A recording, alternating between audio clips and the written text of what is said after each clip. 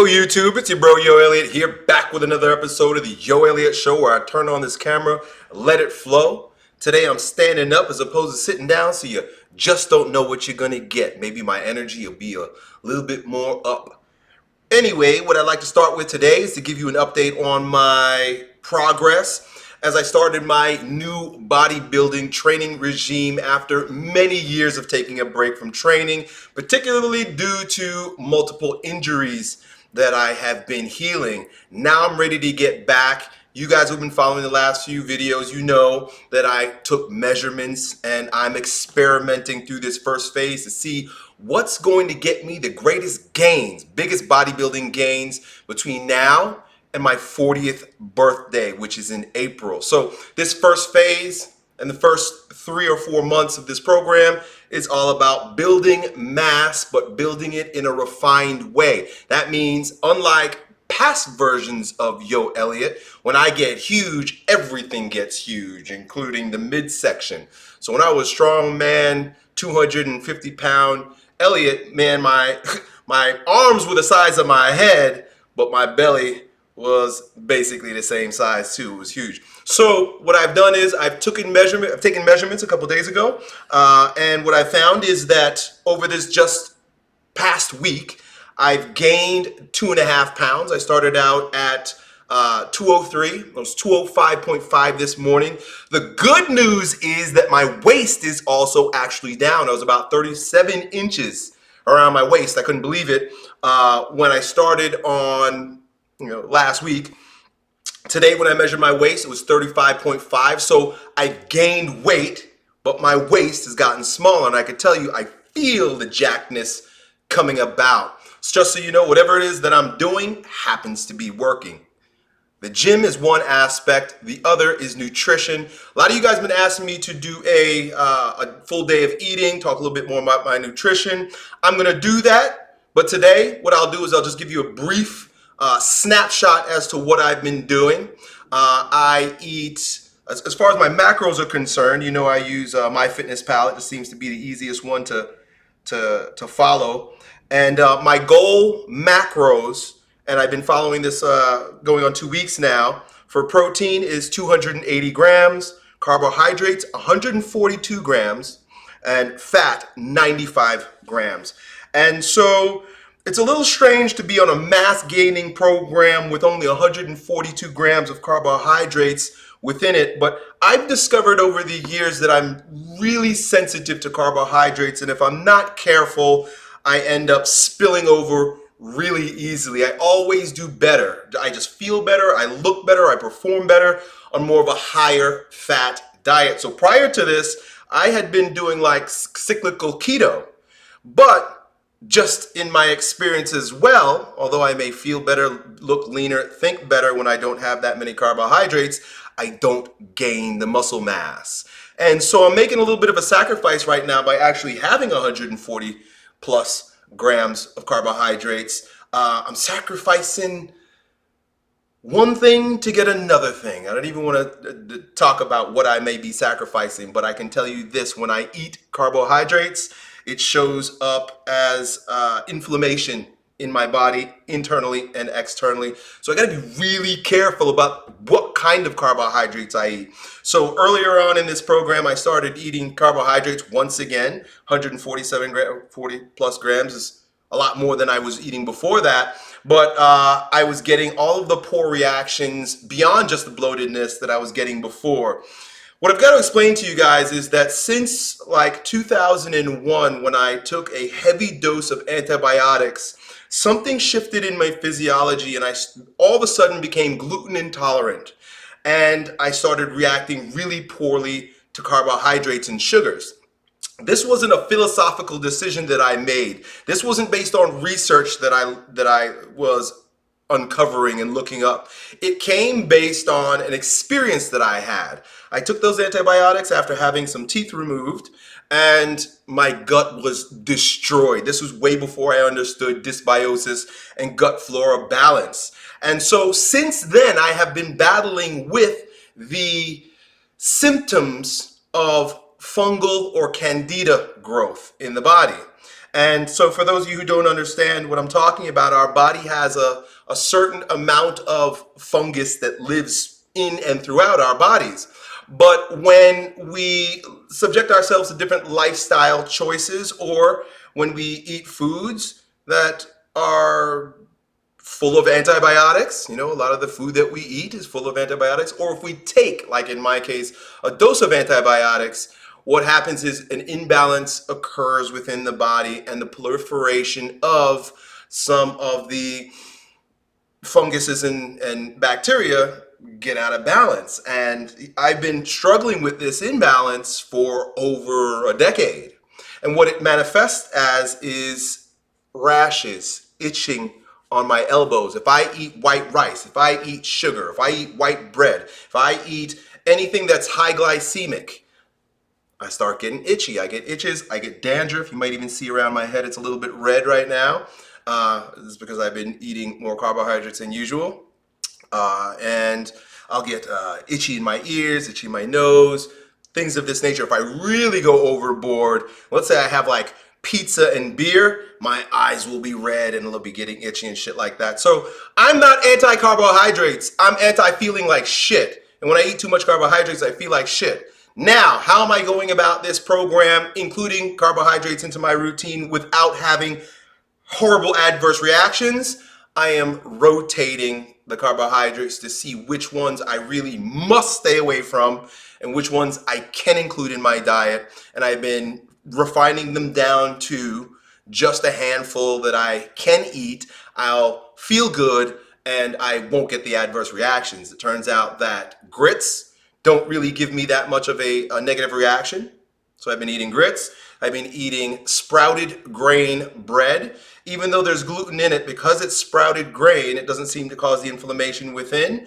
And I don't get the inflammation without, like I said, on my skin. So between those two starchy sources, including berries and green apples, I fulfill my carbohydrate necessities for this program. So when I get to my bulking goal, when I get to the size that my body wants to be before I start cutting down, I will be eliminating the carbohydrates, going back on a cyclical keto type thing, trying to maintain as much muscle as possible. We'll see how it works out. It's all an experiment for me. I'll tell you what, though, I appreciate you and all the advice that you guys have been giving me based on the questions I've been asking you in the comment section. Elliott Hulse has been an expert in strength. Elliott Hulse is an expert in performance. But I can tell you one thing Elliott Hulse has never really dedicated himself to, and that is the refinement process of body building. And that is, it's a new experience, and I'm enjoying it, and I'm enjoying sharing it with you. Moving on to my workout for this week.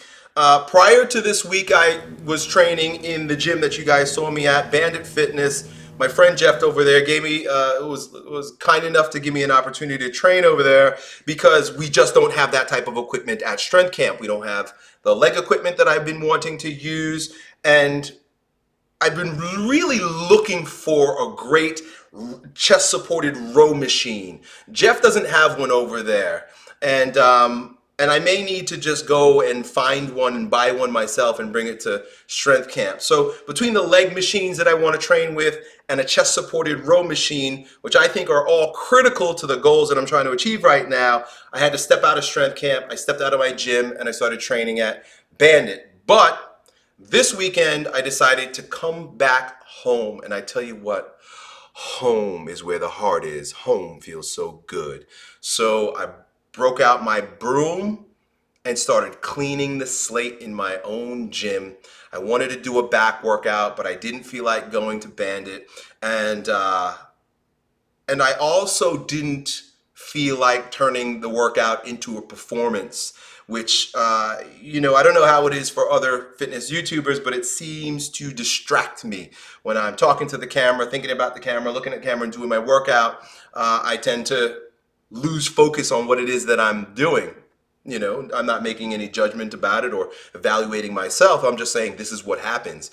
But when I'm at home and when I set up the camera and I'm not engaging with it in the same way that I had been and will continue to do a few times a week over at the other gym, I can really get into a meditative state and focus in on what it is that I'm doing. So this week I started with a back workout.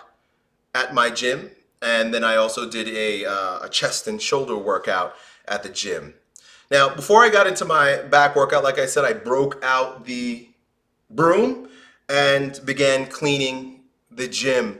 And I tend to think of cleaning as not just something that allows our environment to feel and look better, but it also is symbolic of starting with a clean slate. And every single time I clean my office, every time I clean my room, every time I clean my gym, it's almost like I'm sending the message to my unconscious that shit is about to go down. We're cleaning this slate. We're getting ready. Something big is about to happen. They say that when you clear out space, you create a vacuum for new things to move in. So me cleaning the gym is kind of like me creating space for new gains to come in.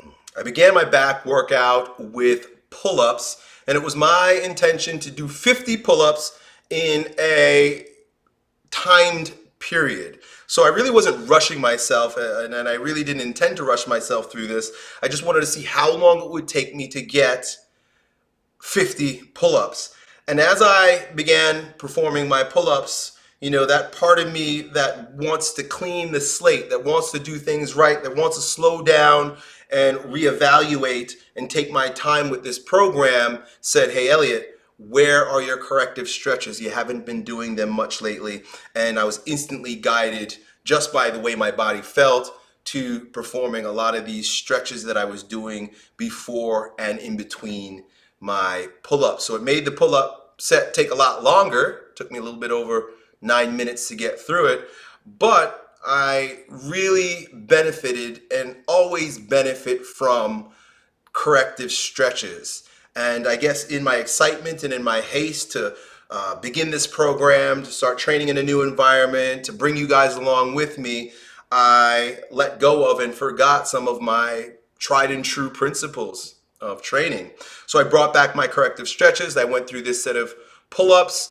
After pull-ups, seated rows. Obviously, I did a vertical or horizontal pull. Then I just intuitively, and that's how I've been taking things this week, I intuitively moved into an external rotation exercise for my shoulders, rear delts, you could describe it as, or rotator cuff. And it really was all about facilitating that good posture.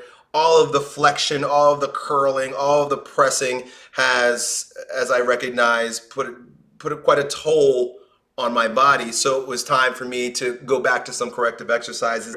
And then I got right into biceps. And, you know, 2 out of the 3 bicep exercises that I did this day, I didn't love. I'd say that they're mediocre, but I did get to concentrate on some concentration curls, baby. And I tell you, it makes a big difference. When I did these concentration curls, clearly my right arm was a lot weaker than my left, but they gave me the opportunity to spend some time focusing on the joint angle and the contraction. And it is, I guess, going to become a staple in my training program. Previous video, I mentioned that I'd be starting every workout with calves and abs. I forgot, maybe subconsciously I meant to forget, but at the end of the workout I remembered and I said, hey, let me throw these in here. I was able to do the calf raises this time with much more consciousness because I wasn't trying to rep away at that machine that they have at Bandit, and it was just my own body weight. So I really took my time, focused on the stretch, focused on coming up on my tippy toe, focused on strengthening that right side a lot more than the left, since that's where my Achilles tear was.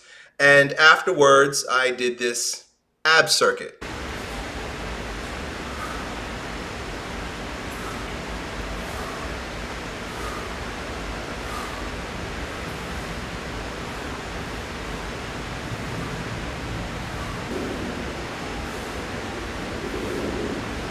So after this workout, I took a day off and then I did a chest, shoulder, and tricep workout, and I refined that workout even more. Now, I didn't record that workout, but with that workout, I really took it down another notch. And when I say taking it down another notch, meaning instead of trying to get through all the reps, I slowed down, focused on the contraction, focused on feeling the muscle, tried many different exercises in my own gym that I discovered really get me to flex and create that pump in my chest. Next week, I'll record that workout so that you guys can see some of what I'm talking about. But what I'm most excited about is that I got the ball rolling. Last week, I began with 100 reps per exercise, 25 reps per set.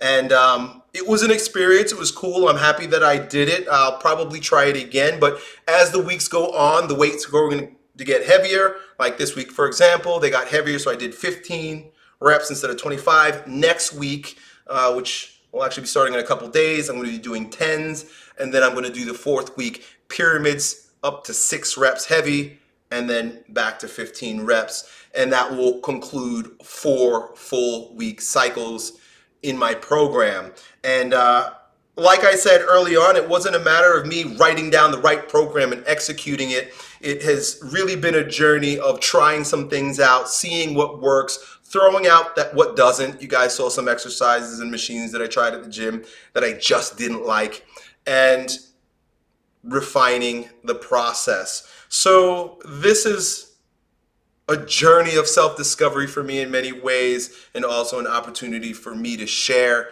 with you my journey and get some feedback from you about what you enjoy watching on YouTube. I've been making YouTube videos since 2007. I've made many different series, and I've showed up in many different ways, speaking about many different things. And I love philosophy. I love psychology. I love what's going on in the world today with regard to the empowerment of men. And there's so much I want to share with you, but I figure the best place to begin is with my good old school bodybuilding workout routine. My refinement, my uplifting, my healing is the healing of the world. So that's it, y'all. I hope you enjoyed this video. I hope you enjoyed this series. Let me know what you want to hear more about. Later on, like I said, I'll come through with a full day of eating video for you. Until then, love you.